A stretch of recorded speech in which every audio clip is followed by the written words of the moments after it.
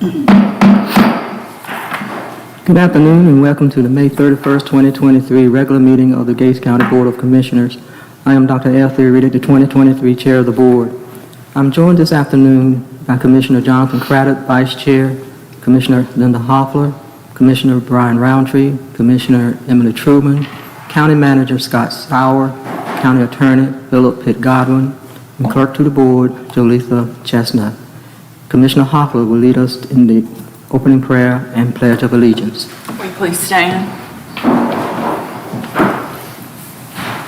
Our Heavenly Father, as we come to do the county's business today, let us remember all the blessings you bestowed on us individually and corporately and to this county, the state, and nation. And as we have celebrated last weekend the Memorial Day in honor of the people, men and women who have given their lives to this so that we might have the freedoms we have today. We honor them on Memorial Day, but we should honor them every day of the year. And as we go forth, let us learn to be caring, being kind, being good neighbors. And as we conduct the business of the county, we understand that people might have different ideas, but that's fine. But let us do it with civility and let us learn to listen to each other. And I think we'll find that we agree more than we disagree. And as we go forward as a group, grant us all wisdom and discernment. All these things we ask in thy name for thy sake. Amen. I pledge allegiance to the flag of the United States of America and to the republic for which it stands, one nation, under God, indivisible, with liberty and justice for all.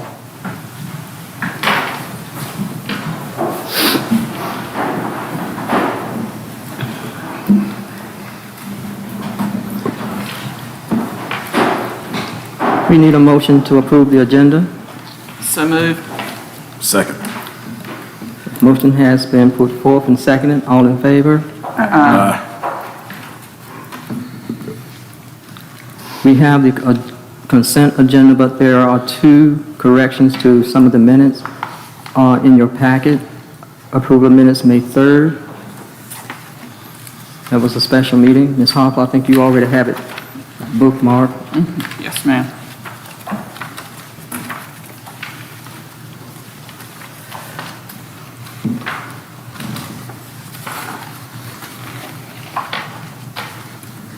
May 3rd.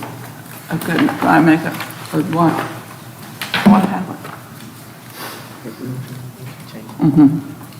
That's all right. Okay. The correction on May 3rd is to add Ms. Hoffler to the commissioners that attended the May 3rd meeting. The next correction is for May 8th. The joint meeting we held with the school system at Gatesville Elementary School. Present were Riddick, Hoffler, Roundtree, and Truman. Commissioner Craddock was excused.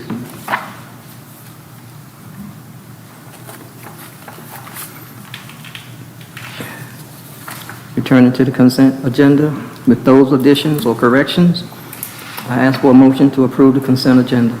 So moved. I'll second that. It's been moved and properly seconded that we approve the consent agenda with the corrections. All in favor? Aye.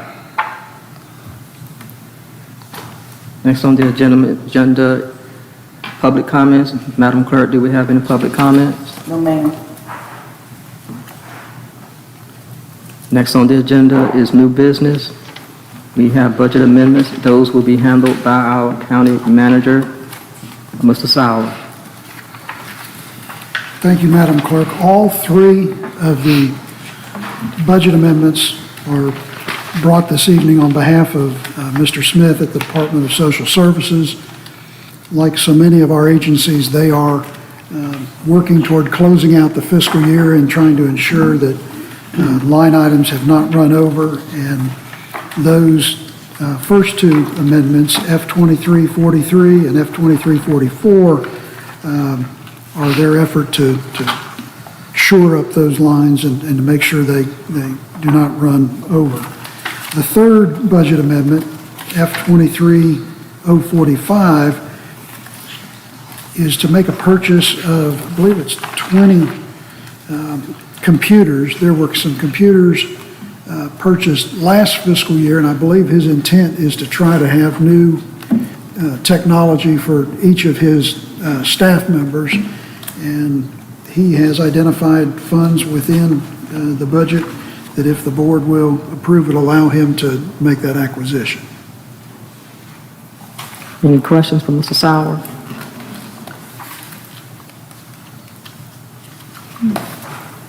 Okay, so we're going to approve these one at a time for clarity. I ask for a motion to approve Budget Amendment F-23-043. So moved. Second. All in favor? Aye. Approve Budget Amendment F-23-044. So moved. Second. All in favor? Aye. And approve Budget Amendment F-23-045. So moved. Second. All approved? Aye. Okay.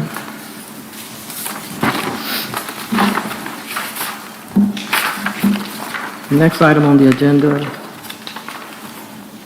appointment of ABC Board. So I'm going to ask the clerk to the board to provide the information needed.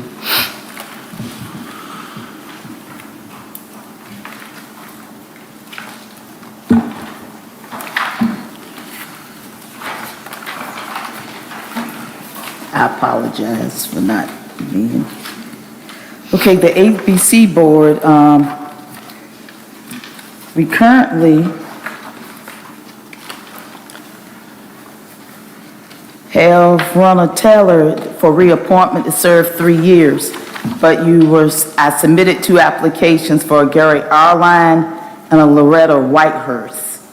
And amongst those 2, I'm gonna need a selection of the one that you choose as the alternate. So let's do one thing at a time. I see that you're asking for a motion for the reappointment of Ronald Taylor, Yes, ma'am. okay? That's the first thing. Okay, so moved. Second. It's been properly moved and seconded that we reappoint Mr. Ronald Taylor to the ABC Board. All in favor? Aye. So you're saying that needs to select one of the applicants to serve a 3-year term? Yes, On the ma'am. ABC Board. Was Gary Arline, what was the other, who was the other one? Loretta Whitehurst. I think when we were talking about this last time, there was a concern about how many boards a person could sit on. Only one. Okay. Yes, And he ma'am. has applied for 2, Mr. Arline. Yes, ma'am. So I forgot which of the other one it was.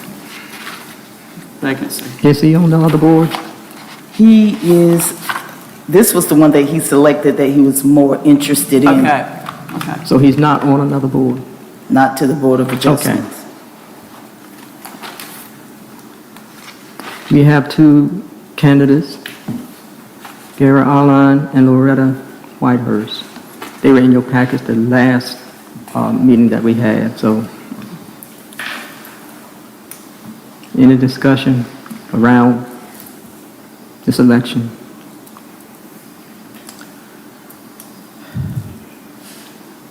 Do I have, okay, let's do it this way then, since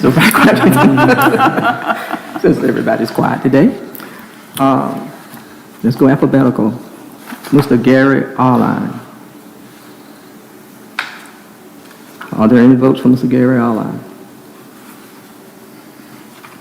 Okay. You have votes for Miss Loretta, is that for Loretta Whitehurst? There was only one vote for Mr. Gary. Yes, sir. Okay. Miss Loretta Whitehurst? You gotta have one or the other. No. Okay. According to the votes, it looked like it's going to be Miss Loretta Whitehurst. Can I get it in the form of a motion? We need a motion to appoint Miss Loretta Whitehurst to the ABC Board. So moved. Second. All in favor? Aye. Opposed? Okay.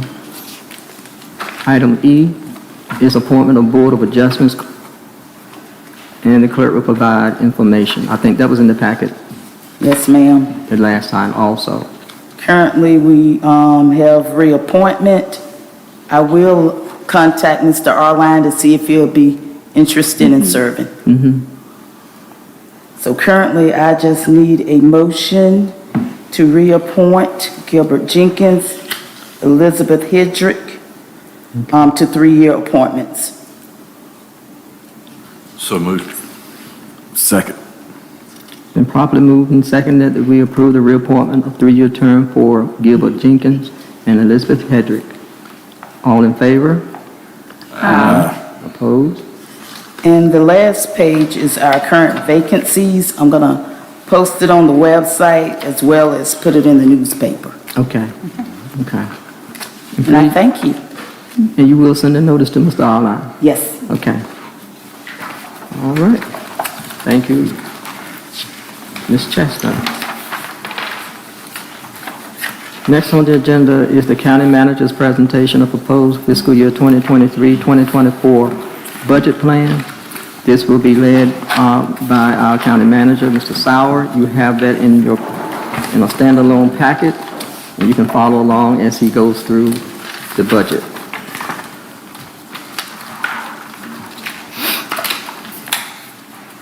Everybody ready? Everybody's ready? Okay.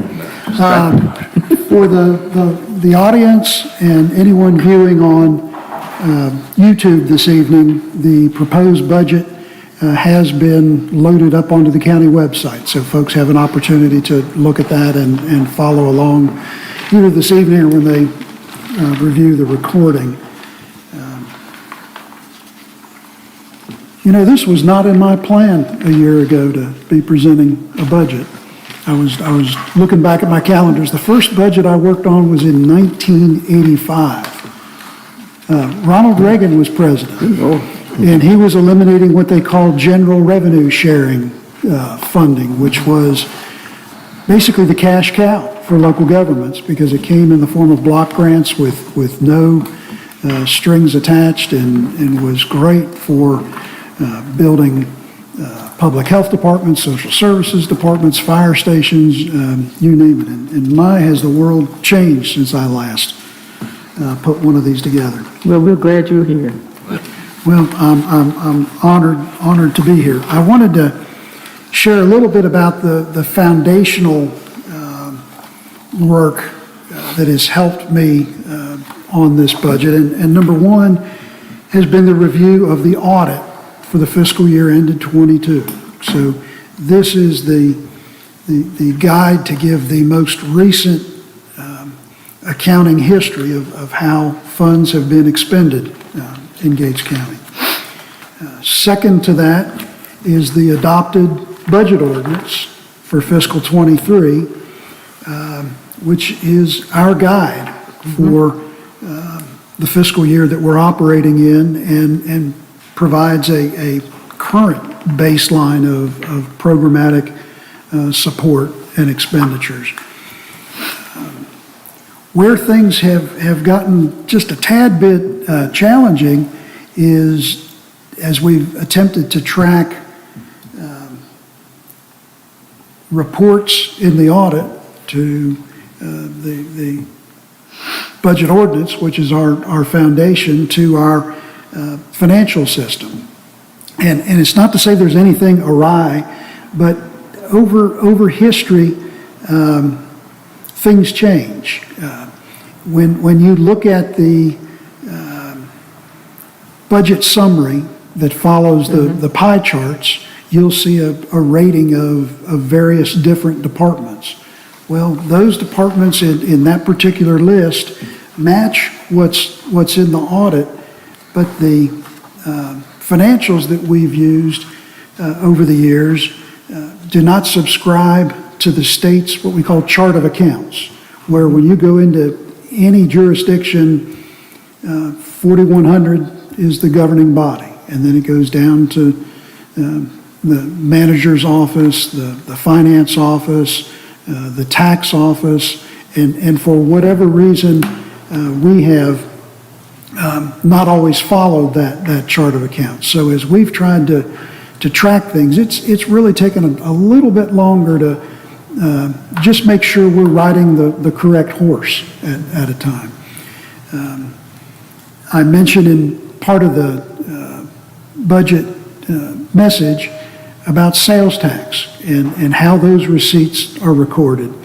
And in the fiscal year that ended June 30, 2022, sales tax looked extremely strong. And as I'm playing with the calculator and trying to work on next year's projections,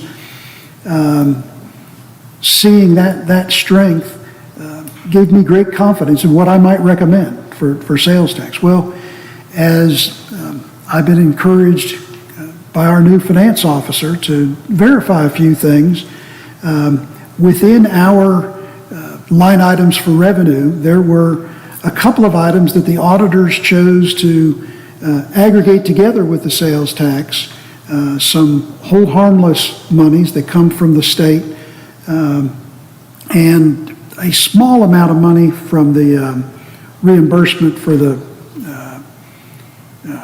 Soil and Water Conservation District. Well, those three items together were $590,000 that have been aggregated with our sales tax. So we have really worked hard to make sure we have actual local sales tax receipts that we can break out and review and analyze with some confidence as we're trying to make assumptions and projections moving forward. The good news is sales tax has stayed stable, well above pre-COVID levels, and seems to be growing. Unfortunately, most of that's driven by inflation. I don't think people are buying more items at the store. They're just paying more for those items than they paid last year or the year before. But nonetheless, I wanted to speak to that because it's part of the process to bring us where we are this evening. And I say all that to let you know that I've been keen on making sure you had the pie charts, because this was a request that came in very, very early in the process. But to put the pie charts together with accuracy, it took a little bit of extra diligence just to make sure we had all of our accounts lined up and accurately reported. And these pie charts are available on the web. And I'd like to just talk to them a little bit. On the expenditure side, the budget is balanced, and for the general fund, you've got a total of $15,063,000. And as you look at those categories, largest on the pie chart is the slice for public safety. And that captures any number of things from law enforcement through the sheriff's office, inmate housing with the jail, emergency management, telecommunications, rescue, and the like. Second on that list is education at $3.1 million. Right behind that actually is general government at 2.5, and then human services at 2.3. But that's where the bulk of your expenditures end up. When we turn to the revenue side, I think every taxpayer will note that the biggest portion of the funding for the general fund comes from property taxes. Taxes that are assessed on land, on buildings, farms, houses, equipment, automobiles, and that's at 57% of your general fund revenues. And I think if I understand the charge and the direction from the board is that our work up to this point is to try to keep that section of the pie chart from expanding, if at all possible. Again, the second largest portion of the pie chart is the sales tax at $3,063,000. Again, we think that is a solid, sustainable, and growing, but not exponentially, but definitely a stable source of income for the county. Behind that is your federal and state grants, the bulk of which come in through the Department of Social Services.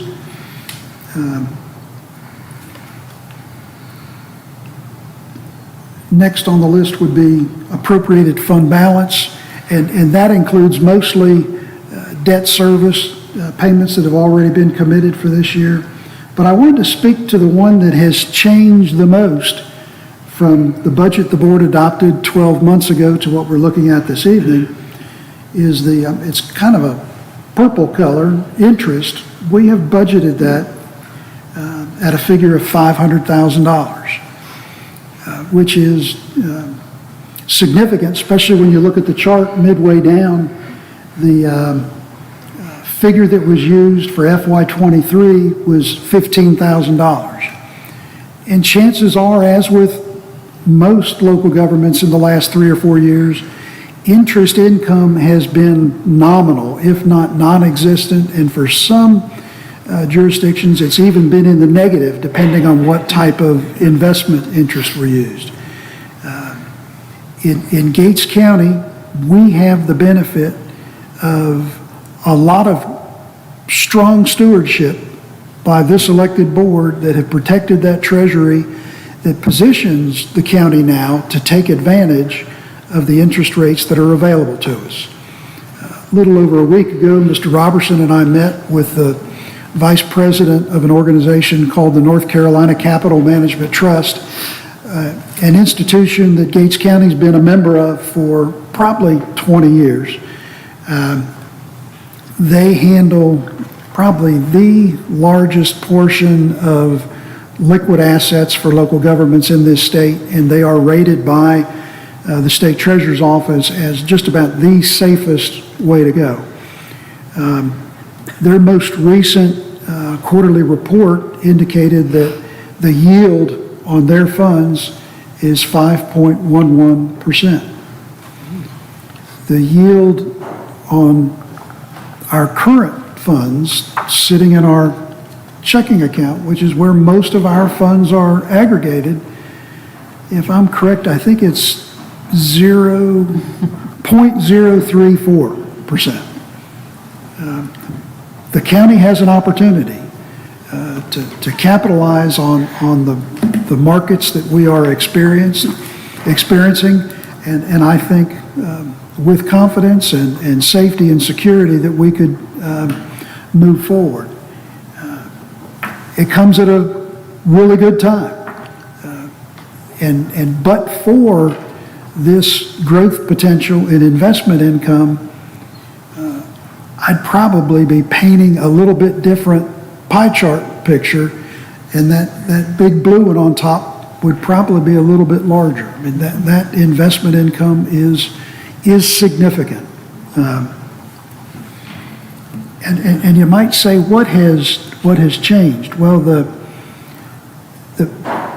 in all of this equation of the many moving parts, the biggest change that we can identify is that when you look at the state revenue for our human services programs, primarily DSS, versus our mandated expenditures, the amount of county funds that it takes to operate DSS and meet all of our requirements is going to take about $286,000 more this year than the year we're operating in. So that's the balancing act that we have. And I realize that several years ago there were some real challenges with the budget and with our state fiscal relationship with DSS, and it's real easy for DSS programmatic expenditures and reimbursements to get out of balance. So we're being very cautious with that. And could have very easily just said, well, we're not going to recommend Gates County put in any more local dollars this year than the current year. But that really puts a lot of things into jeopardy in terms of monies available to the citizens and reimbursements available to the department and the growing challenges that they have, especially with some of the staffing shortages that they've experienced. But that is the, I don't like to use analogies, but that's the fly in the ointment as we try to put this together. And I wish that it was a little bit different than that, but the pie charts are really helpful at bringing it into focus. Since this is the first time I've presented one of these budgets in 3 or 4 years, I'm going to do something a little bit different this afternoon and start on the very last page of my budget message, because we started the meeting with prayer. We in the prayer made mention that we be thankful for our blessings, and I'm going to say, number one, I'm thankful to be in Gates County. And I've told many people, 12 months ago, if you'd told me I was going to be sitting in this old courthouse in Gatesville, I would have thought they were crazy. But I want to say a heartfelt thank you. And lastly, I want to talk about some of the people that have helped me and pushed this wheelbarrow and filled this wheelbarrow and guided me these last few months, because often this page of the budget gets overlooked. And I don't want anybody to think that I've arrived in Gates County and given you what I think is best for everybody in the community. I've had a lot of help. And those folks include our clerk, Miss Jolitha Chestnut, Marie Roundtree, who's now working as the Deputy Finance Officer, Christy Byram, our payroll and benefits coordinator. On the technology side, Mr. Warren Curry and Daphne Walker, who supervises all of our accounts receivables and billing and collection with the water and inspections department. They've been a tremendous help. And more than anything, they have warmly welcomed our new finance officer, Mr. Robertson, and really allowed him to roll up his sleeves and try to work closely with them. And I would truly be remiss if I didn't mention Ms. Kim Outland, your former finance director. She has spent weekends with us, she's spent time on conference calls, and she has really helped us to tie together some of the project details. With that said, every budget message that you look at in a city or county government is going to start off saying that the budget is balanced, it's compliant with the North Carolina Budget and Fiscal Control Act, and we can check all of those boxes and assure you that we are moving forward in a diligent and careful manner with respect to what's required of us. This budget, as presented and as amended by the board, of course, will be subject to a public hearing, which I understand we'll have on the 14th, and of course, ultimately subject to approval by the board. The proposed budget for 2023-24 maintains the ad valorem tax rate at 84 cents per $100 valuation. The tax base, meaning the taxable property in Gates County for real personal utilities, motor vehicles, as estimated by our tax administrator, reflects an increase moving into next year of $24.5 million or 2.44%. That will yield a tax levy, the income of $8,364,000 using the collection rate prescribed by the most recent published audit at 97%, bringing the yield for 1 penny on the tax rate to $99,577. Again, we've touched on sales tax at $3,063,000. And again, sales tax in the state of North Carolina is promulgated in various articles and with various restrictions. And I really only speak to the restricted portion. There is an unrestricted portion, 1%, called Article 39, that's collected statewide but distributed per capita. But for those restricted portions, we have tied the restricted allocations to the school debt service, primarily through Article 40 and 42. It was just in the last 5 or 10 years that Article 44, another half-cent local sales tax, came into play. And there, the North Carolina General Assembly has provided boards of county commissioners with a little bit more flexibility on the use for those funds, so that in addition to school capital outlay, school debt service, they added community college and economic development. And that gives you some flexibility, leverage, and opportunity as the board sees fit. I want to talk a little bit about appropriated fund balance.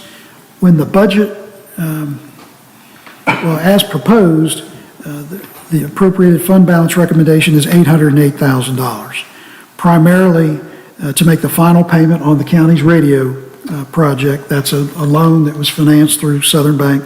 That final payment is calculated at almost $451,000. School debt service of $201,000.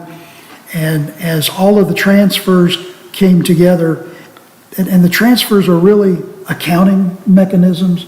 When you add transfers to your budget, you're adding to the total expenditures, and that increases the need for additional revenue. So as a revenue balancing adjustment, the remaining portion of that fund balance is $156,099 to hit the $808,157.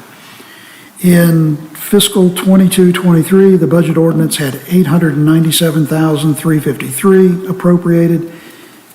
There was a strategy to make a balloon payment on the Department of Social Services building project of $462,565, and because it was a prepayment, there was an additional charge of $4,626, and then again, committed financing for our radio system. When the budget was revised, again, for fiscal 2023, they had to reflect that entire loan amount, which took us up to the $129,486. There's a couple other items in there. One was the budget amendment to approve, I think it was 3 vehicles for the sheriff's office, and $80,000 in additional local funds for community development block grant housing projects. So that is the tracking for our appropriated fund balance.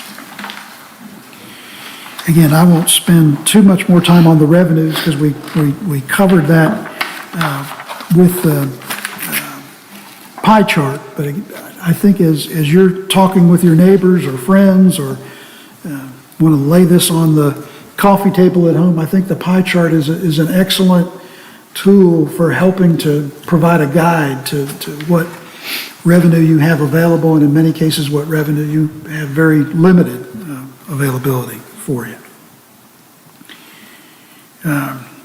On the expenditure side, down at the bottom of I guess that's the third page, again, using the pie chart percentages, I've outlined the public safety, education, general government, human services, all the way down. Last item is a line item labeled contingency, $70,581. That was provided in the budget as a discretionary line item for the board to use during your budget deliberations.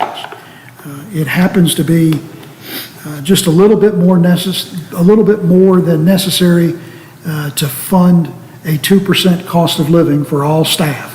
If the board wants to use it in that manner, you've got the flexibility to do that. On the next page, I spend a little bit of time talking about how we got to where we are, especially as I've tried to learn the Gates County priorities, challenges, and programmatic goals. And as were emphasized to me by this governing body, my notes from one of our earliest meetings were economic development, technology and broadband, infrastructure for water and sewer, and education. I had no idea that broadband would involve low-hanging wires and farm equipment and burying fiber cable and cutting water lines. So I've gotten to know Paul Smith and Erna Bright very well, and we owe a big word of thanks to the water and sewer staff, the public utility staff, for the challenges they seem to get on a regular basis, including last night where they had folks working on a water line till nearly 10:30 or so that was unfortunately hit by a contractor. Although it wasn't for broadband, we learned it was for a telephone service to a household that was working for one of our, but again, those were the priorities that have been kind of guiding lights. As we've specifically gotten into some programmatic details, the notes that I have made over the several months, first and foremost was support and guidance for the transition of the 911 communications to the sheriff's office, which I think by all measures has been smooth thus far. The closeout of the remaining housing grant projects through CDBG. We're coming up on the deadline, June 30, and I think we're going to make it. I mean, it's a balancing act. There's a lot of folks helping us with that, but it's right up there near the top. Generally improved communication throughout the organization, staff compensation, retention, and succession planning. I'm sure there's not a day that when you bump into a county employee or a department head that someone doesn't bend your ear about the struggles we have keeping staff, recruiting staff, and worrying about what happens next if somebody were to retire or otherwise leave us. The next bullet was the continued project advancement for the Merchants Commerce Park or Center. Right across the highway from that is the facility assessment and the pending renovations for the Gates County Community Center, the relocation of the Board of Elections office to the Medical Center Road facility, and we have work going on as we speak in that facility. I hate to say it out loud, but my target is July 1 to have it all finished. So please keep those prayers coming, because often we're competing with a lot of other businesses trying to get high-quality subcontractors to come in and help with the work. And then lastly, the work to seek grant opportunities for some of your projects like the water and sewer. Again, as your manager, as your budget officer, I rely heavily on the board to provide the vision, the strategic focus, and I think it's important in this document and for your readers and for the public record to identify some of the foundational work and planning that the board has undertaken just in the last couple of months. In April, the board gave approval to submit to the North Carolina Department of Environmental Quality 3 applications for water and sewer. The first one, the title was Water System Improvements, which included a new well, standby power, and the SCADA system. And please recall, the SCADA is the ability for our pumping stations and wells to talk to one another and also communicate with Mr. Arnold and his staff to alert them to issues that might occur. The SCADA, an acronym, stands for System Control and Data Acquisition, but you'll see that term SCADA used rather freely. That application is for $2.6 million. Next is a wastewater treatment restoration for the plant that is rated at 15,000 gallons a day. It needs a new liner. That's a 75,000 square foot liner. So you can just imagine the size of that pond. It also needs standby power and some of the SCADA technology. That is a $2.2 million project. Last but not least, the water tank here in Gatesville, that's a $1.4 million project. At your April 19th meeting, the board adopted its ARPA plan, the American Rescue Fund, set up your project ordinance, which includes monies for the broadband and any number of capital outlays. Most significantly is the water meter replacement for the radio read technology, which will use, we believe, $1.2 million for that. And by the way, we are again going through the bidding process, this time on a formal basis. The bid will be in the paper, I think, Saturday, if that's June 3rd, if that's correct. And we hope to have a formal recommendation to the board on that for early July. At your May 3rd meeting, the board heard from the Davenport Public Finance team, and I think gives all of us a reassurance that Gates County finances and the public treasury is well-developed, strong in comparison to our peer groups, and now able to give the benefit of some investment earnings. And as we move forward, one of the action items I'll be bringing to the board soon is to suggest to the board that you consider adopting fiscal policies to protect those fund balance dollars. And as you recall, Mr. Cole, I think, identified 2 or 3, one for a minimum fund balance level that we are to target not to drop below, another a target for debt service as a percent of our taxable valuation, another for debt service as a percentage of our general fund revenues. So we will be crafting those policies with the help of the Davenport team and bringing those early in the fiscal year.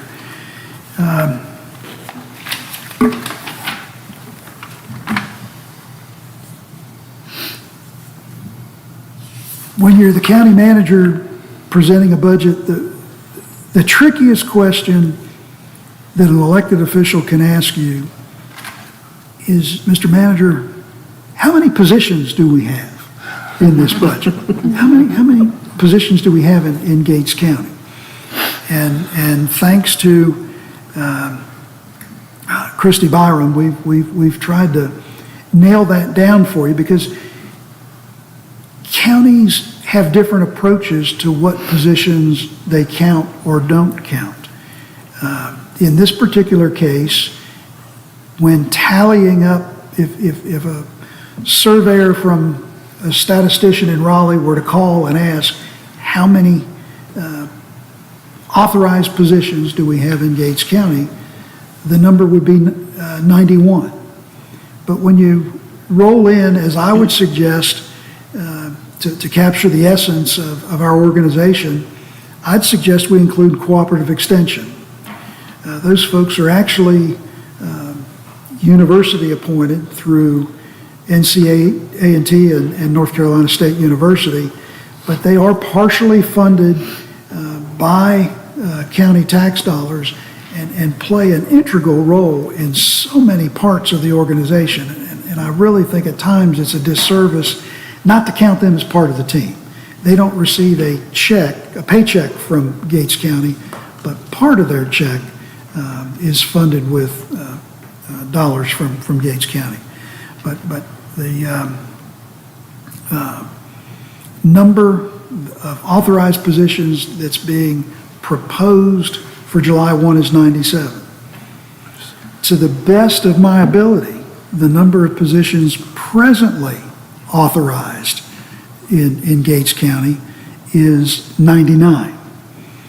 And I'd like to walk through a few of those changes.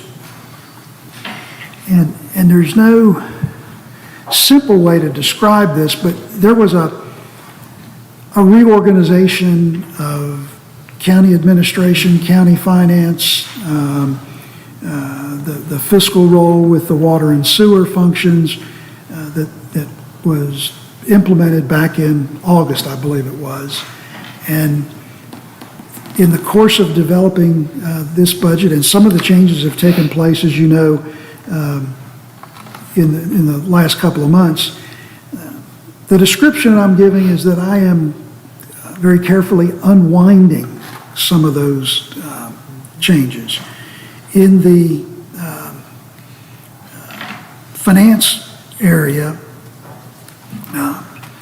we have taken a position that was entitled the Finance and Accounting Specialist, which had been initially suggested for reclassification to be a financial services supervisor, but had not been acted on previously. So that has taken place, and I think the board was briefed on that at least 6 weeks back. And that happens to be the position that Ms. Walker holds, and she oversees the collections and billings for the public utility side. And what has been recorded in the audit and in the prior budget ordinance as a Department of Customer Service is now fully integrated into the finance department. And I'm suggesting that we rename the finance department to include information technology so that that can be a cohesive two-pronged unit, which is I think a really good fit given the background that your new finance officer has. As the board is aware, there was an accounts payable specialist position that just about the time I started with the county, the board agreed that we would transition that to a deputy finance officer. That was the position that Ms. Roundtree currently holds. We have also added an additional position as an accounting specialist to work toward a transition because we know we've got a retirement coming up in the finance department. And that was actually a recommendation and suggestion by the board at an earlier meeting. So that's been budgeted for and accounted for. The position that was approved in last year's budget that was labeled a grant writer position, I'm not recommending that we fund that this year. I really need to be able to use those dollars in some other ways. I think there may be opportunities in the future where we could contract for some of that work, but that will be charted on our records as a position that's being removed from the budget and not funded. Another shift in the administrative area that I am proposing is for the newly created assistant county manager position. And I am strongly recommending that we repurpose that position and job responsibilities as an information technology director and literally eliminate the assistant county manager position in the administrative unit, and in the finance unit create a director of information technology that would report to the finance director and give cover to our IT coordinator here, Mr. Curry, who really has a lot of things to juggle in it. So I think enhancing the strength of our information technology will make us more effective with the way we handle information, but also protect what information and activity that we have within the financial area and the administrative unit. The newly created Human Resources Director is still remaining as funded. It's vacant. It'll be hopefully filled next year, along with the clerk to the board, Ms. Chestnut, and the payroll benefits coordinator, Ms. Byram. So those shifts, those unwinding will result in an administrative unit, which is the county manager's office, and the Department of Finance and Information Technology, but you will no longer see a department identified as customer service. That has been folded into the financial area. The other adjustment along those lines is for assistance and coordination through my office related to economic development projects, and that is to have some of those responsibilities coordinated under my direction through the planning office in the form of the planning director, and I am suggesting that we reclassify that as the planning and economic development director. And I think Ms. Cherry is well adept to handle those responsibilities and certainly more familiar with a lot of the projects than I am, and that will definitely be a team approach. Back to the number of positions. So we're going to try to move ahead with the 97 positions.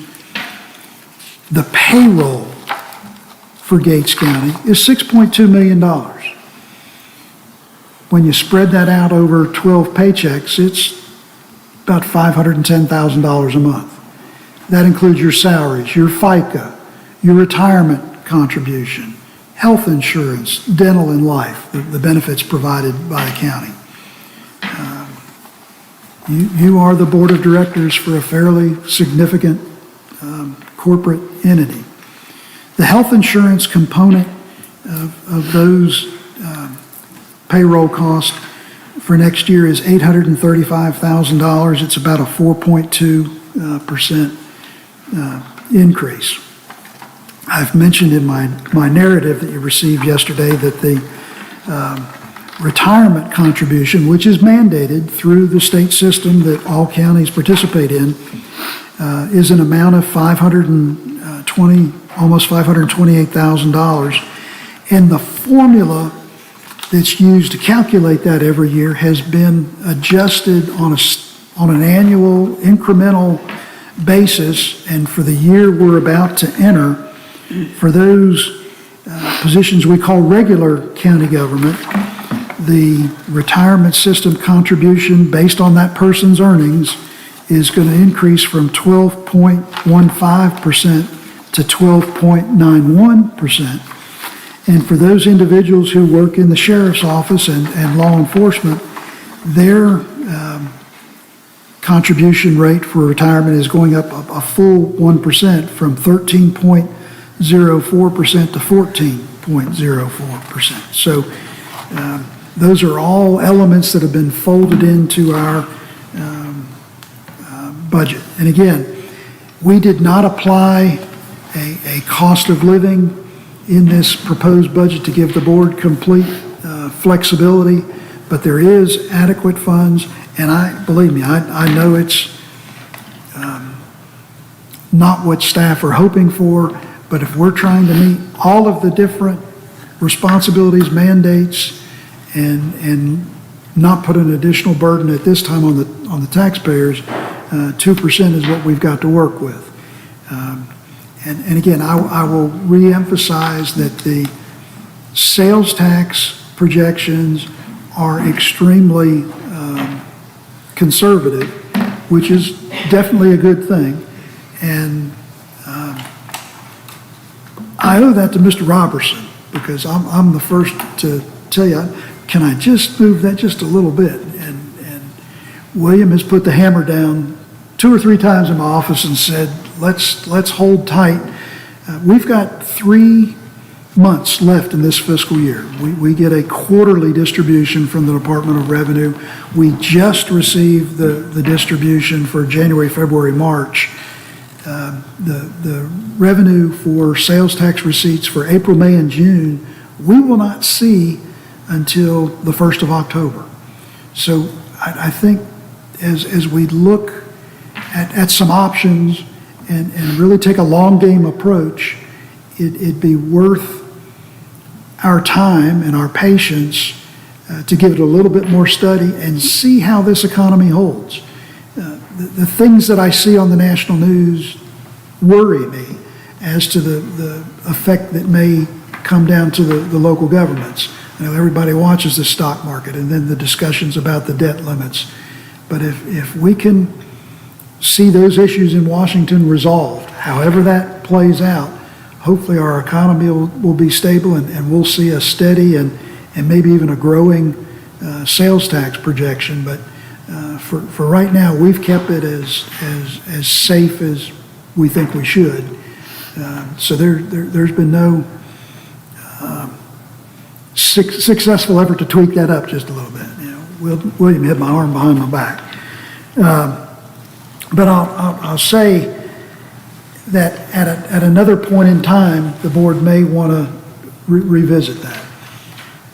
In the area of social services, they've got 3 or 4 vacancies currently. They're extremely short-staffed, have caseloads that are overburdening the remaining social workers, and Mr. Smith has put together a plan looking to create a system with some sign-on bonus opportunity. Again, all these would have to be approved by the board, but sign-on bonus opportunities, retention type strategies, and even has suggested a 10% across the board adjustment for staff in the area of social services.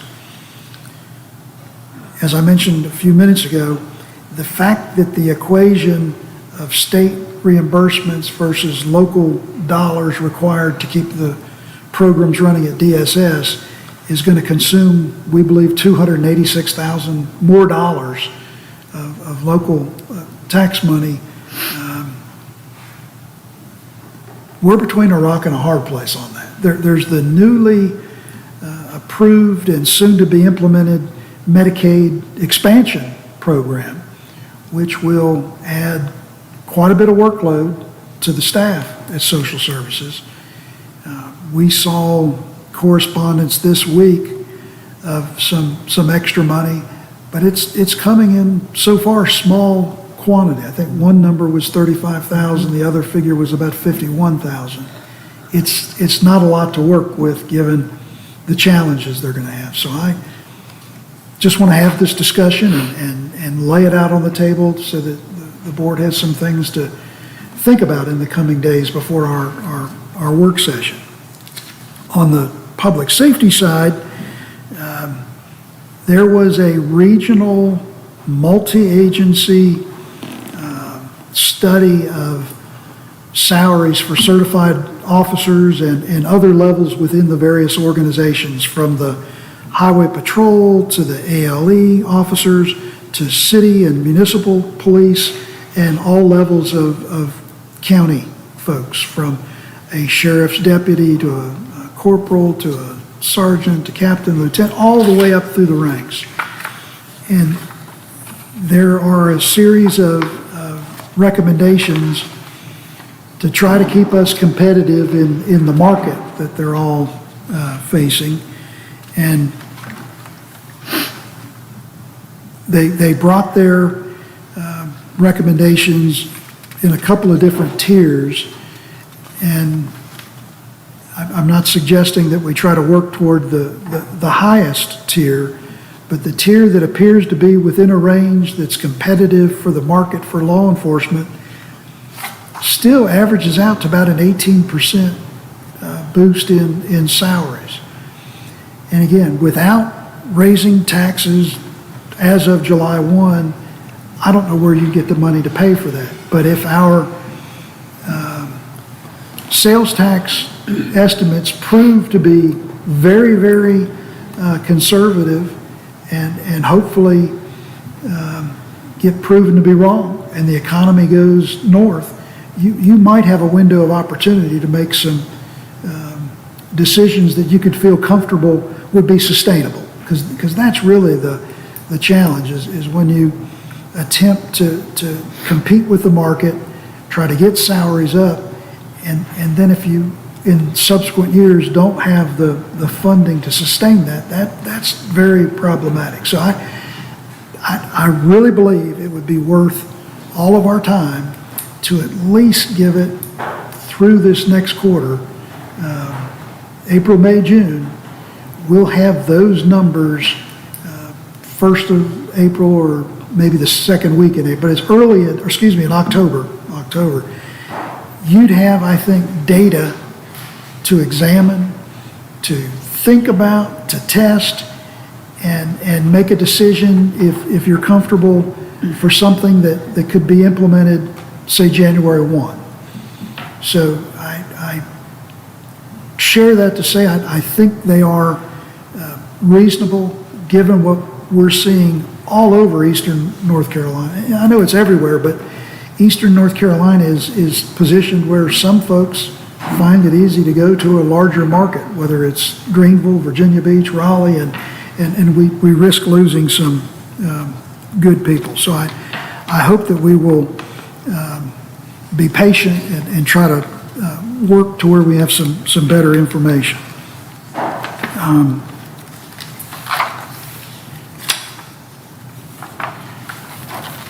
I realize I'm getting long-winded, but I want to talk about public safety, again, in a little bit more broader sense. When you roll up all the departments, it's $3.9 million. And a recommendation that I'm bringing you this evening, and I think with the full confidence of Mr. Robertson that this is a workable strategy, given his experience over the last 5 or 6 years, is to transition from purchasing vehicles, and I'm going to suggest we start with public safety vehicles, and moving to a leasing program. There is a program through the Enterprise Fleet Division that's been used now in close to 20 jurisdictions in North Carolina. And it just so happens that the first county to try to do this for a sheriff's department happened to be under the leadership of Mr. Robertson. We had a meeting, I think the sheriff said, we had a meeting a couple of weeks ago with the fleet management folks from the Enterprise Corporation. And I am suggesting and recommending that we move forward, and I think I mentioned earlier, last year the board approved a budget amendment, $135,000, you were able to buy 3 vehicles. Well, we've got a proposal where we can spend $160,000 and lease 8 brand new law enforcement vehicles. And these will, and that figure includes the upfitting to put in the radios, the cage behind the driver, the lights, the sirens, the striping, whatever other on-the-ground improvements that the sheriff's office needs. And the way this program works, and I think William could talk about it all night, but the agreement with the leasing company is that they monitor our mileage, our maintenance, our idle time. They will keep track of how many hours that car sits idling. Maybe it's an officer that's directing traffic in front of a school or working a crime scene. And they can calculate, based on the age of the vehicle, the mileage, the hours on the engine, when is the best price point where they could, after a few years, pull that vehicle out of service, sell it on the retail market as a pre-owned vehicle, and replace the vehicle for Gates County at a lower monthly payment. And as we talked through this with the sheriff and the Enterprise company, and William had shared the story where They had 2 vehicles in his prior situation where they pulled them off to be sold through Enterprise, and when they were able to repurpose the value of that the equity of that transaction, they were able to supply the county with 3 new vehicles, and the lease payments for those 3 vehicles were less than the 2 payments from the prior 2 vehicles. So there is a rotation of vehicles that is very sophisticated, very much calculated on creating value for the county in terms of having new vehicles that are efficient to operate, very good on gas, and where you save your big money is on the maintenance. When you have a department that, and maybe it never happened in Gates, but in places where I've served in the past, it's not uncommon for the new deputy to get a 15-year-old Crown Victoria. And the AC may not work, the transmission's likely to go out, the front end needs major repairs. With a leasing program, we will not have the vehicles in our possession long enough to worry about a transmission, to worry about a complete front end rebuild. And it's just those, and plus the downtime for that vehicle. When a vehicle's pulled out of service for an engine replacement or a transmission overhaul, that creates a real equipment challenge for the sheriff's office. They try to find a spare vehicle, which is usually an older Crown Vic. And I don't mean to pick on Fords, I drive one, but putting your law enforcement in newer, more reliable vehicles, I think is good for everyone. It's good fiscally. I think it's good for recruitment and retention of officers because they're coming into a department and being assigned a brand new vehicle, not a 10 or 12-year-old sedan that's got 150,000 miles on it. Anyhow, we have built this into the budget in the sheriff's operating plan, so there's no capital outlay there to buy new cars, as he had originally put forth in his proposal, and he allowed us to speak with him and let William explain it, but I think it is an investment that will bring many, many benefits for the board financially and for the deputies that have to operate those vehicles. So again, I'm not asking to make that decision tonight, but that's, I think, a strategy that will pay great returns for the county. There had been a large emergency services vehicle program to use ARPA money for emergency management. I think it was $90,000. That's also a vehicle that we can probably better use our money through a leasing program. So we have budgeted for the leasing cost of that vehicle for emergency management, and that will free up your ARPA money, because once we get into looking at greater technology systems and areas where I think the board will see some real improvements, that'll give you a way to pay for it, not have to touch your general fund money. And again, on that page, I had spent quite a bit of time talking about the challenge with DSS. The other staffing component I want to make sure that I clarify, because I said we're suggesting that we immediately repurpose the assistant manager to the IT director. We're eliminating the grant writer position and creating another accounting specialist to help with our succession planning for the retirement for the deputy finance officer. As I said, I dropped from 99 to 97. When we went through the budget for telecommunications and laid out all of the staffing for the new setup with the sheriff and the supervisors, I suggested, and he nodded his head, there are two telecommunications positions that have been unfunded and removed from the budget. So that's again, a contribution toward all the challenges we've got, but each one of those positions, salary and fringe is about $51,000. So that is really the net reduction from 99 to 97 in that position count. Those other adjustments were really realigning things between the administrative cost center and the finance cost center.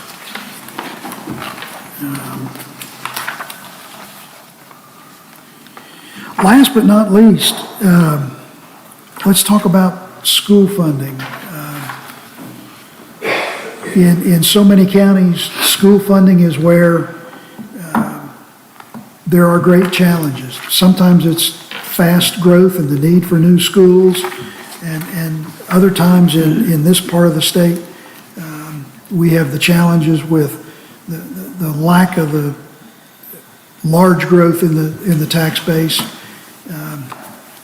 And I want to say to you, the amount recommended for the current expense and the capital outlay is proposed at levels identical to what they are today. The current expense request from the school system went from 2.935 up to about 3.8, almost $900,000, almost the equivalent of 9 cents on the tax rate. And as we heard at a joint meeting with the Board of Education a few weeks ago, there is some recommendations that have been favorably reviewed by the budget team on the House of Representatives side of the General Assembly and the Senate side of the General Assembly that look very favorably for increasing what's known as the small school category for Gates County. And our current guesstimate, based on what we've heard from leadership folks in the General Assembly, is if that budget is approved with those recommendations, there could be a gain in new money for the school system of at least $600,000. It could be more, but we don't know yet. Senator Bob Steinberg, one of the lobbyists in that tandem arrangement, called yesterday and was sharing that the state budget likely is not going to be approved to the end of the first week in July. I know early in the process there were strong commitments that they'd try to get it done in the month of June so that schools all across the state know what they've got to work with, but I don't believe that's going to happen. But I still think there is an opportunity for favorable consideration and approval for additional funding. With that said, I've had ongoing conversations with Dr. Williams on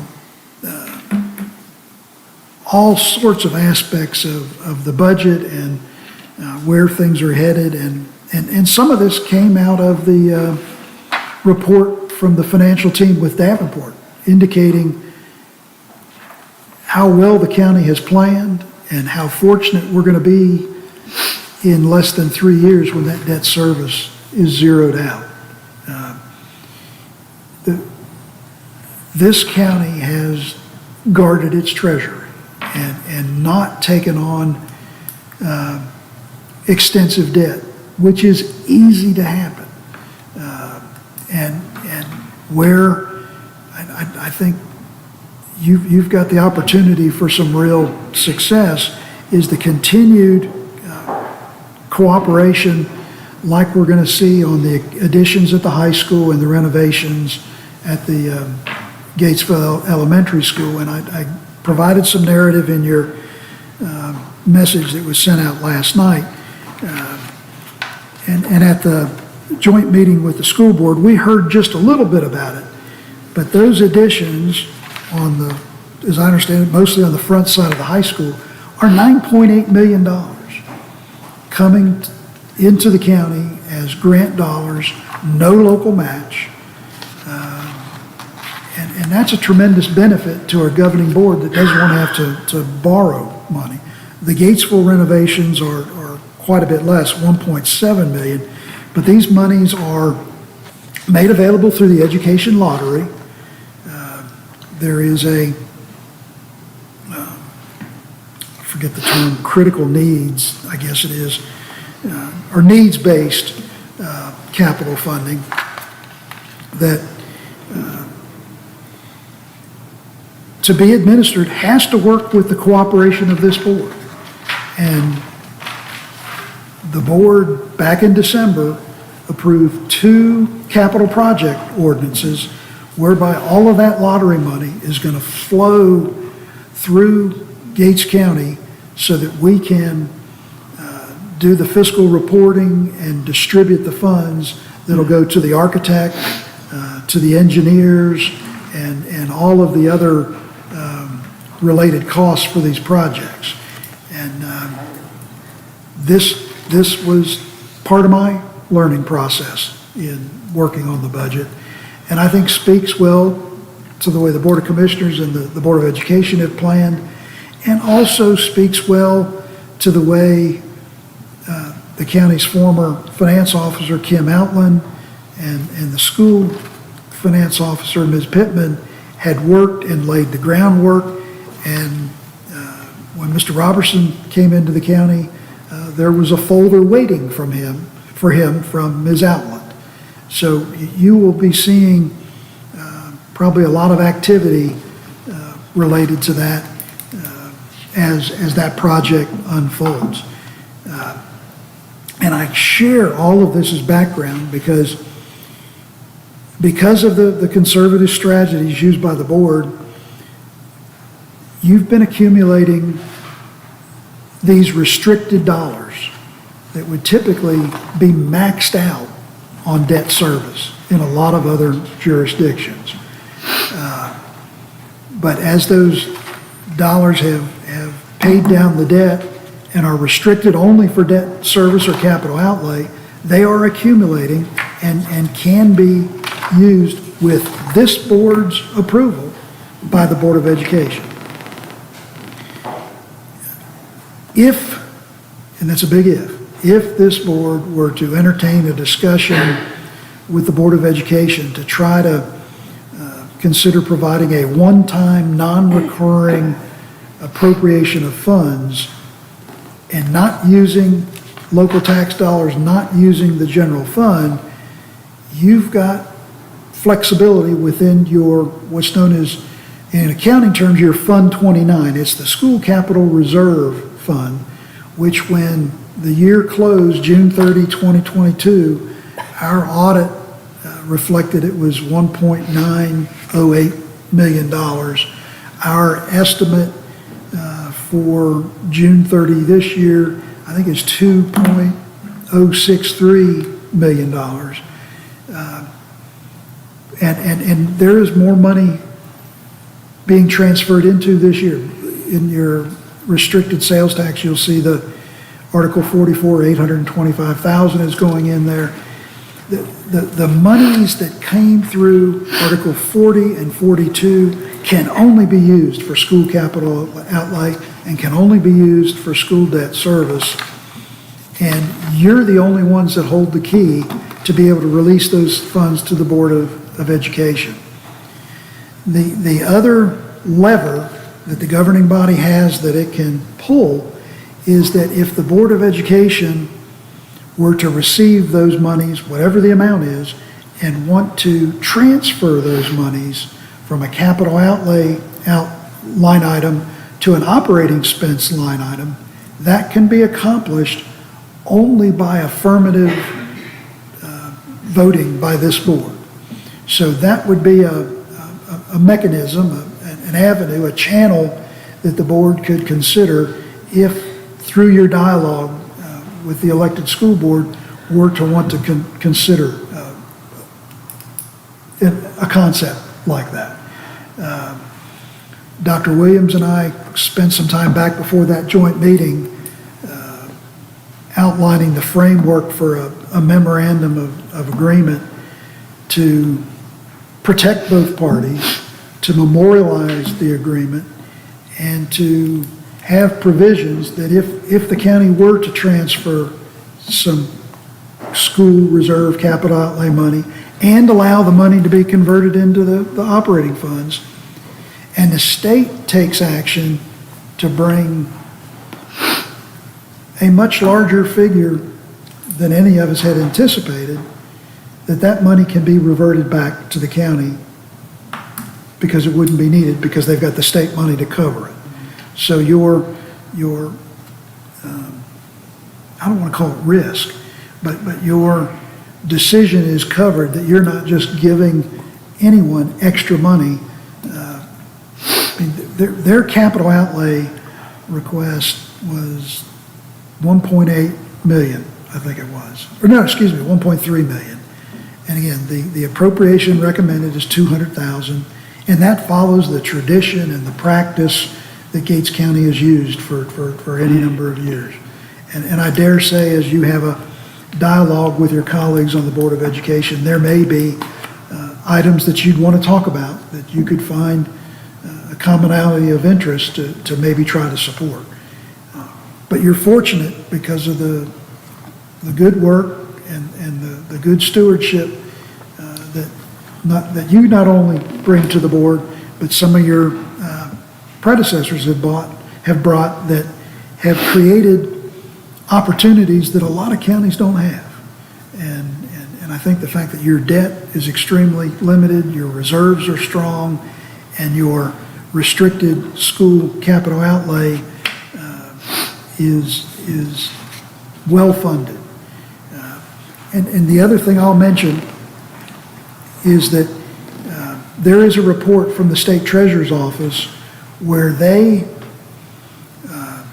track for every county all of the restricted sales tax.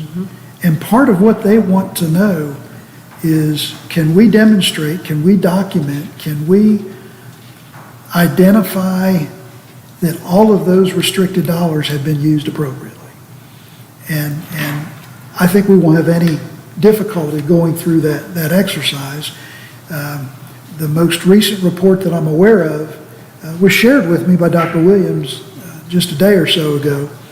And I think it would behoove us, as our auditors come in this summer to look at our financials for this year, to have them do some testing just to make sure that when we applied the restricted debt service dollars to the restricted sales tax, that everything matches up, and if there was any leftover restricted money, that it stayed in the school capital reserve fund and didn't inadvertently end up just in the general fund. But we've got a benchmark to work with through the State Treasurer's Office, and I think that would just be a continued step of good stewardship on behalf of the governing body. And if there is an inclination to try to work something out, I'm not coming saying this is what you ought to do, should do. I'm just saying you have tools in your toolbox that if you're ready to talk about them at some point, whenever, you've got options. You're in a good position. And I feel really fortunate to be here. I mean, I'm glad I'm not bringing you bad news. I mean, there have been many, many times when things were a lot more challenging. The other thing I just wanted to mention, Lisa Cherry brought me a published report through the School of Government at UNC Chapel Hill that was done by a graduate student in the year 2010 who did an economic development study in northeastern North Carolina that focused on Gates County. And he talked about this thing called the Merchants Commerce Center in 2010. I didn't realize how far back the discussion, the planning, and the community dialogue reached on this project. So I think it's very notable and interesting to point out that the work that continues has a legacy and has some solid grounding. And I just felt I'd be remiss if I didn't share that. It was a real, and that gentleman who wrote the report is now an architect and works, he heads up, if I Googled it correctly, he heads up the public school construction for Durham County Public Schools. So, I mean, he's moved up, he's a smart individual, so. Anyhow, I, again, want to say thank you for your patience, your attention, and I have one request this evening, and that is on the Assistant County Manager position, which is funded in this fiscal year. It's nothing new for next year. I would like the board's authority by motion, if you're so inclined, to immediately repurpose that position, to create the Information Technology Director and start the recruitment process for that. I really think that is a critical need for our organization, and if you would be willing to talk about that or consider that, I'd be much appreciated. Discussion by the board about the IT position, transferring from the assistant manager position that's already in the budget. That's what I'm hearing. It's already in the budget, to repurpose it to the IT position for immediate posting for recruitment to fill that position. Yes, I think that'll be a great move for us to transition to the IT position from the assistant position. I think it'd be beneficial. The funds are in place and just take advantage of that. Ms. Craddock? Well, I know Mr. Warren loves some help. The funds are already there. We're moving them around. I think the IT person, with all the technology issues that we do have, just because it's an older, outdated system, we had never really put the funds towards it to upgrade it like we are now. So I have no issues. I think it's a lot better use of taxpayers' dollars to go towards the IT person than the assistant county manager. Commissioner Hopper? I agree. I think IT, with the way the world is, and we need to be able to communicate and have secure communications. And to help us who are not as tech savvy as some others, I need just a personal one myself. But anyway, yeah, I think it would be great because there's so much that can be done and so much information that could be shared between planning, the tax office, just to name, because they work closely in the register of deeds. Without having all the paperwork, they could do it with technology. We need to use it. Yeah. Commissioner Truman? I will agree that assistance for Mr. Curry would be ideal because he is probably one of the most overworked people in our county, I think. That said, I've heard from all the commissioners. Do I have a motion on the floor? I must make the motion to create the IT position. Second. Properly moved in second. All in favor? Aye. Ayes have it. Thank you. So we give you authorization to do that. I want to bring up, you've done a very thorough summary of where we are, and your recommendations are in this folder. It's on the website. I'm quite sure everybody's going to be looking at it. We've been looking at it since yesterday. One of the things I want to put on for the board is that the contingency fund that the county manager mentioned, which is I think it was $70,000. We could take that and make a stab at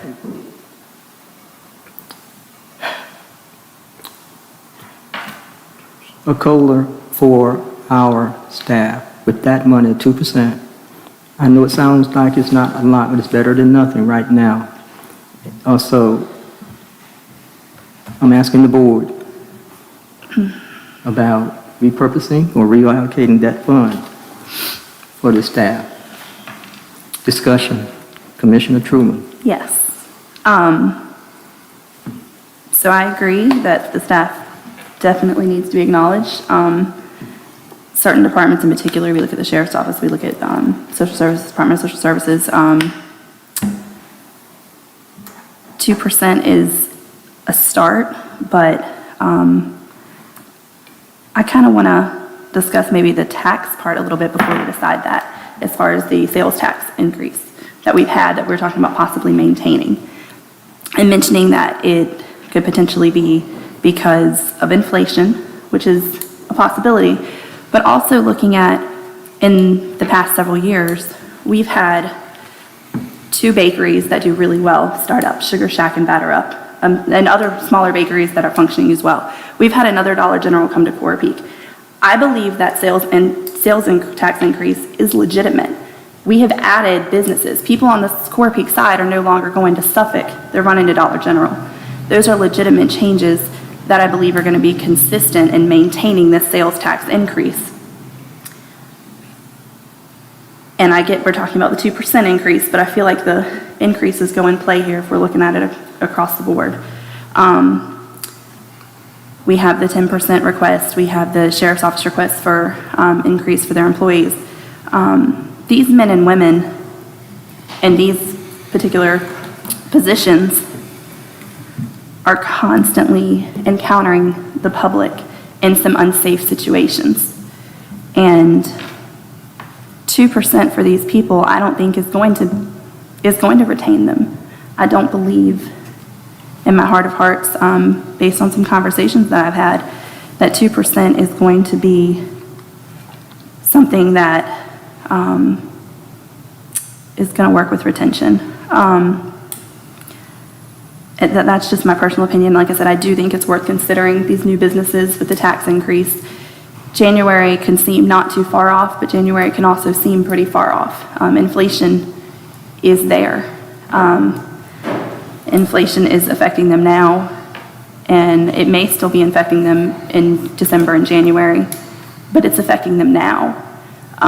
We have men and women on our sheriff's department that are having to work second jobs to maintain their family, and that adds to their exhaustion.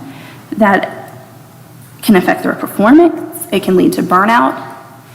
These things have to be considered when we're going to talk about a cost of living increase across the board. 2%, like I said, it's something, but I still think that the ones that are in dire need of something more and that have been vocal about their request, I don't believe that this is going to lead to retention. Commissioner Hoffler, I must forgot what the question was. the question is, do we move the $70,000 that's currently in the proposed budget from contingency to a 2% cost of living? I have no problem with moving the money from the contingency fund. I know 2% seems small, but it is a start and something that we could do right now. Commissioner Craddock. Yeah, I have no problem at all moving it. I agree with absolutely everything Ms. Truman said. Here we have, as Mr. Sauer mentioned earlier, staff compensation, retention, and recession planning on our top priorities. We can definitely go ahead and move this line item if we want to discuss. I mean, the only other way to get these raises that is tax-based. We have to raise taxes if we're going to give them the money. So definitely, let's go ahead. I would say put the $70,000 into the line item for 2%. We'll explore other options, and we'll go from there. I mean, it's pretty tight already, but you know, if that's what the board would agree to, the sales a tax increase, and if that's what best benefits, that's what we'll do. Commissioner Roundtree. So I agree for the 2% transition, and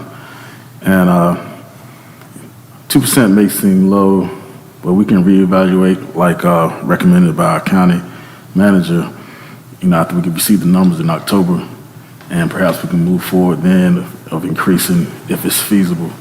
But as of now, across the board, 2% increase for everyone, I agree. The county manager has laid out the plan of reevaluating the sales tax in the last quarter, around October, and see where we are. A recurring cost is salaries. To raise the salaries necessitate tax rate raise. And one of the one of the, well, it was a condition for the county manager was not to raise taxes. It's at 84% right now.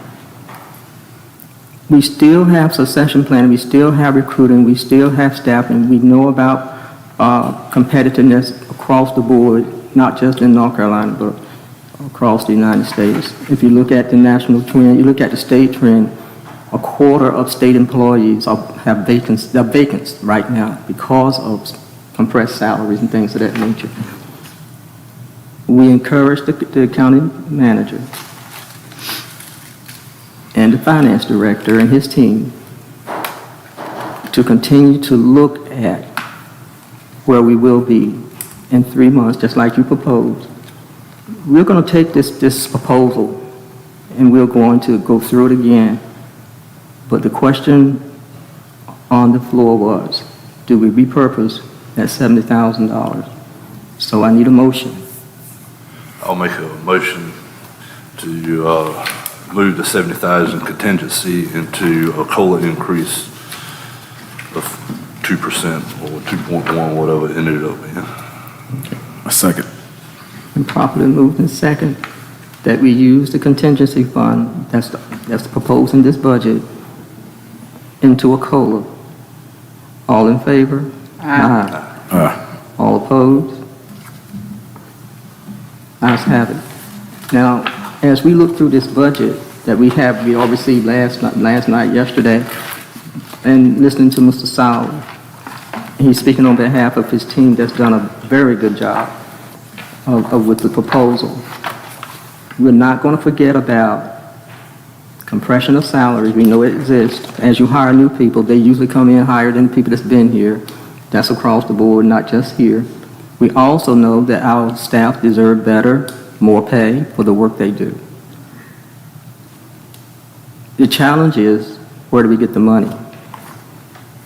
As I read through this budget with the proposals and the ask and looking at the chart of accounts as far as keeping things level and knowing about inflation, looking at health benefits we have to pay and everything else, we have a lot to look at as the commissioners to consider. He gave us options, and that's good. We have options. So we're going to take this very seriously. We have until next Wednesday when we meet again. That's the work session when we come back as a board and we sit here and back and forth, you know, to get this document or the budget so it's balanced. And then the public hearing is the 17th. Another suggestion I want to hear from the board is about the school system. You read it, you heard Mr. Sauer explain it about the restricted funds and how they can be used, but it only can be used with the approval of the board. I've read the statute. I think all of you have too read the statutes as far as Article 44, 40, 29, and all of that. We met with them jointly, May the 8th, I believe. We have more information than we had that day. Now we know what we can do, what's on the table as far as what we can do as a board if we so choose to do it, but we need to, I think, meet again with the Board of Education. If we don't meet with the Board of Education, then we need to meet in a special session ourselves and go over it. That makes sense? Because he gave us, Mr. Sauer laid it out. I mean, he dug into it, he laid it out, and he made it he stated it to the point that we know what we can and cannot do. But the school system cannot move on this money unless we give them approval to do that. So I'm going to ask each one of you again about moving forward. We know we got to look at the budget for 7 days. We got 7 days to do it, a week to do it, to come back next Wednesday just for the budget, back and forth. Because as we look at this, like Commissioner Truman was saying, and all the others were saying, we got a lot of things to think about. But we can take these recommendations, but we still got the same pot of money. That's why we insisted on the pie. It's only one pie. We still got the same pie. And I'm not saying we're not going to do it. It's the same pie. So if you move a slice of that pie somewhere, something else is going to fall off. It's not going to be balanced. So we must balance the budget. We want to do more than what we can do, but we just got to stay with the balanced budget. So as you look at the chart of accounts, you look at the pie and look at the narrative, the commissioners, I'm just saying, you're going to have to make some tough decisions. What do we do right now to get this budget and going forward do better? Hopefully, prayerfully in the next year. So with the school system, again, how do you want to move forward with the school system? Maybe that's too much to ask. Well, I think we need to talk with the school system because this is not a new problem. It's been an ongoing problem with the school system. And I think we need to figure out how we're going to not have this problem each and every year. We don't need a reoccurring problem. Yes. Goodness. I agree. Mr. Right. Brown? I believe we should meet with the Board of Education, and I really like what the county manager, Mr. Sauer, said concerning the capital outlay and then the transition to operating. But we need to discuss that in detail. And the only concern I have about that, because it's pertinent to operating, that makes it a recurring thing. I mean, some of this stuff, and how you're going to do it. Don't forget the memorandum of agreement. Yeah. Right, one time. That's not on the table with that memorandum. I'm going to ask the superintendent to come to the podium.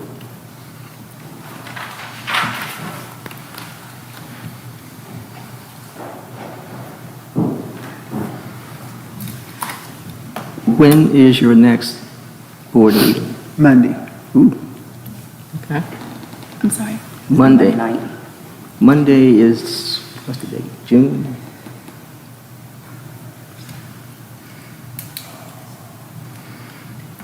First is tomorrow. Fifth? June the 5th. I'm sorry to say, the 9th is The 5th. Friday, isn't it? Yes. Yes, that's graduation. June 5th 9th. is your next board meeting. Yes, ma'am.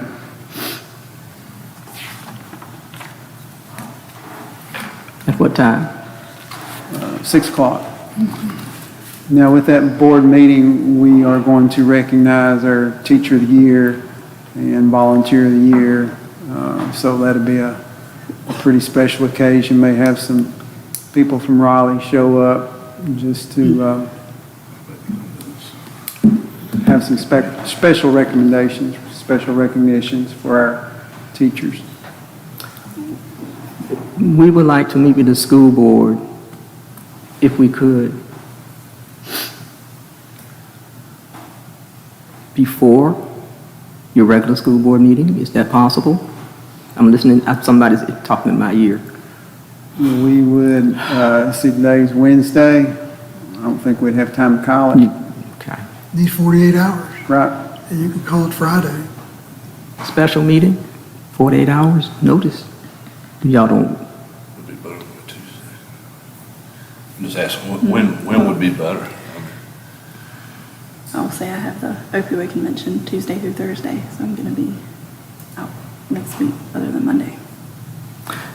I'm going to request that the superintendent and the county manager get together and see if we can meet at some point with your board, with the Board of Education, to discuss the proposal in this budget, because we have a work session on Wednesday. Okay. Not to be rushing you, but I think it needs to be resolved for the sake of the county, the school board, especially the staff and employees of the school system, so that we can just We know that the state is not going to do anything with the budget, that's what I'm hearing, until, end of July.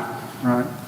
But if we could meet with the school board and make a decision, that would take that off the table. Did you say Tuesday you could not meet, Ms. Trim?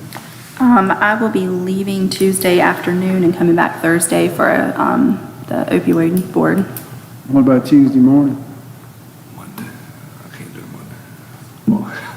Tuesday. I can do Tuesday. Tuesday morning. Let me check with my, If I have the vice chair and That's and what, 3 more. Tuesday, which is the, it's June 5th, 6th, June 6th. Who's got a calendar? Madam Clerk, Is that right, June 6th? June 6th is Tuesday, yes. June 6th. I'll check with the Board of Education and get back with you, if that's okay. That's okay. That's okay. If you can get that done in the meantime, we can have time to go through this and ask the county manager any and are we questions we might have. looking at morning, afternoon, or, I can't do afternoon. Do it at noon, they can feed us lunch. It's not about eating with you. I'll Just make- work with the county manager and the board clerk, with your clerk and your board chair. I'll make him a protein drink. I can do that. That was one of the major things I saw in the proposed budget, that there is a way forward without raising taxes, without going into the general fund. I'm looking at the county manager. Without raising taxes, without going into the general fund. There is a mechanism there that we can identify to use to assist the school system best we can. Thank you. If we have a path forward, there's no need to keep kicking it down the road if it's not going to adversely affect what we have to decide here about expenditures. That's what I'm hearing, County Manager.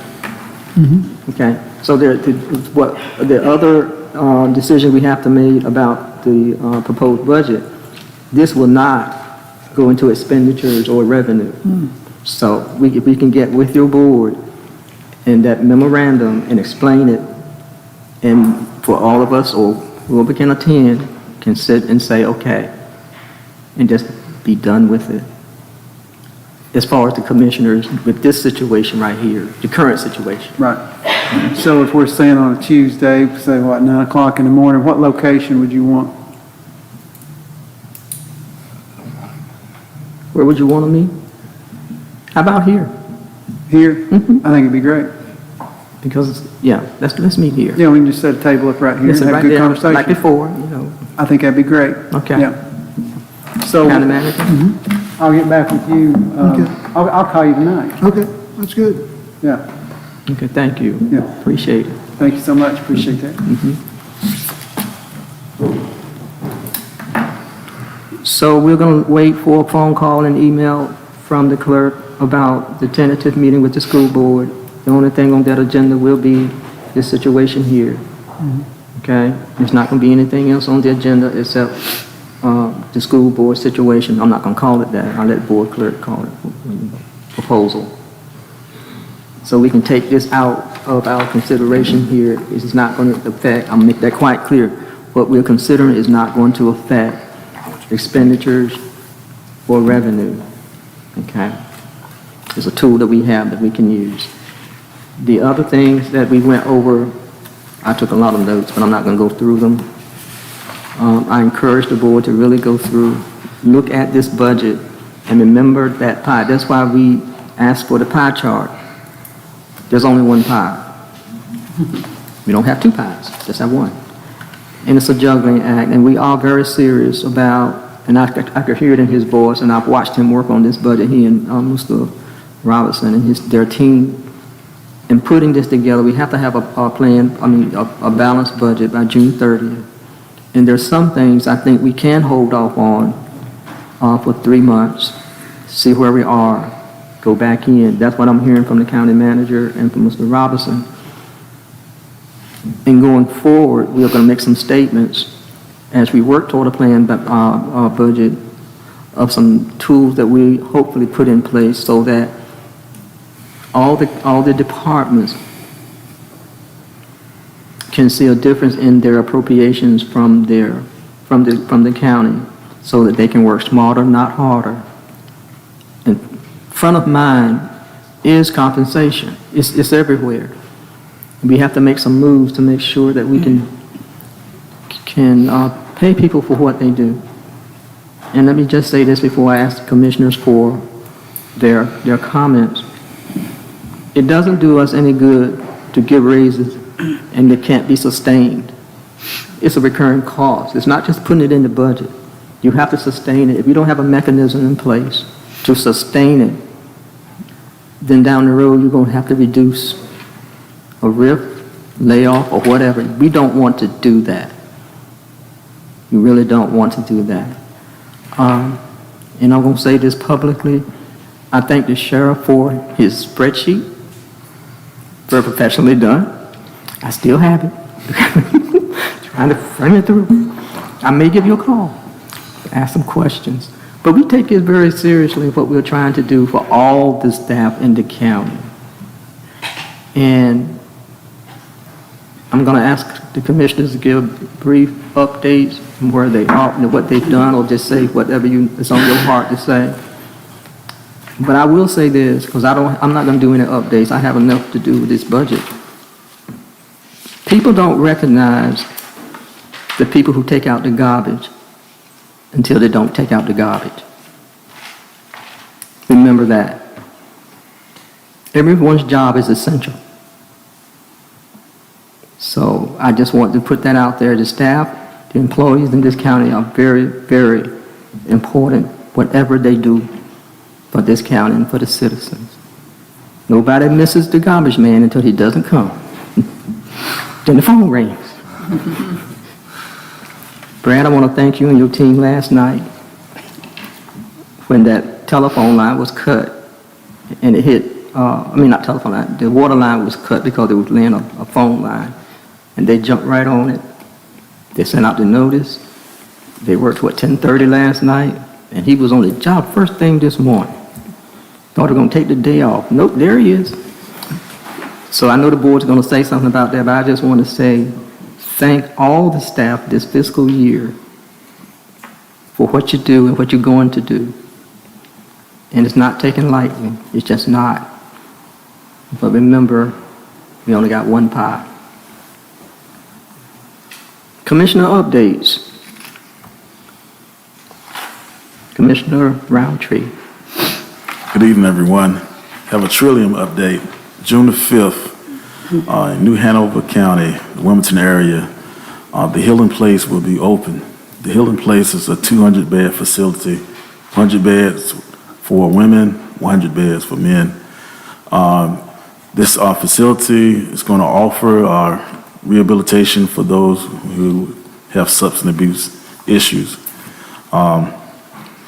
It's a great facility because it allows anyone from the northeastern North Carolina part of the state to freely enroll and, upon availability, have a place at the Healing Place. This is New Hanover County, the Wilmington area. Also, I had the opportunity to go to Advocacy Day. The North Carolina Association of County Commissioners have Advocacy Day. It was in Raleigh, and we had a chance to meet our legislators. We had a chance to meet with Representative Bill Ward and meet with other dignitaries that represents us in the state Senate and the State House. It's a great opportunity for networking and also letting our representatives know what Gates County needs, building that relationship with them. I hope everybody had a great Memorial Day. Hats off to all our veterans and those who served and paid the ultimate price. Commissioner Craddock. All right, thank you for everyone that come out. It was an important meeting. A lot of good stuff to talk about. Mr. Sauer, how long have you been with us now? February 13th. Yeah, Not March, long. April, May, Not long. not even 5 months yet. I'm very, very interested to see what's going to happen next year this time. I really am. Sitting back, listening to you talk, the wisdom that pours out. Thank you to you and your team for this. It's very easy to understand, a lot of time, attention to detail. And when I said team, that goes for everybody that's worked on it. I saw when you started, first month you were here, you started doing these little maneuvers, playing this chess. It's called high performance work system. And you're developing it, and greatly appreciated. It's what this county needs, and like I said, I can't wait to see where we are next year this time. Thank you. Commissioner Hopper?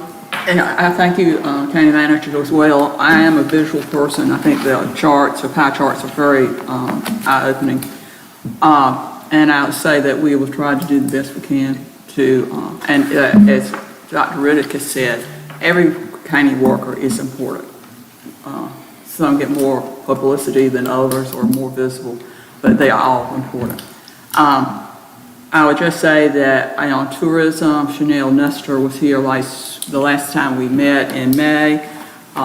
They have this rollout of bike tourism is coming across the state, and we are in the Inner Banks region, and that is the last area that will be rolled out, and that's coming in the early fall, I believe that she said.